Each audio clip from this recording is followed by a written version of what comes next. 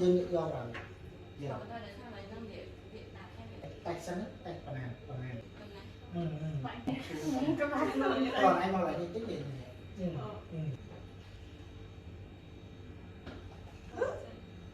đúng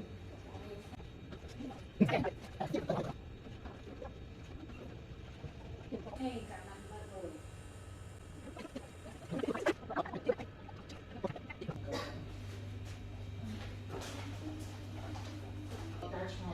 nó dọa không luôn mình nó thì tác không Nó khả năng thương.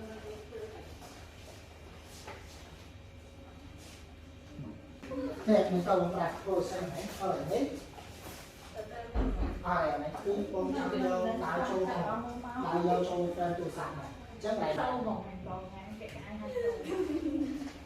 Thế nhưng đã kèm mà khẳng. còn một khăn này tịch năng chọt tạ đấy chạm tới thà nó đá mau một rồi hay người ta cứ bạo khăn mọc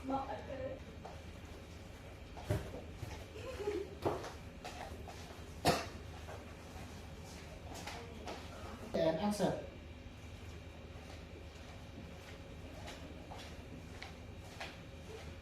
bởi phi môi and answer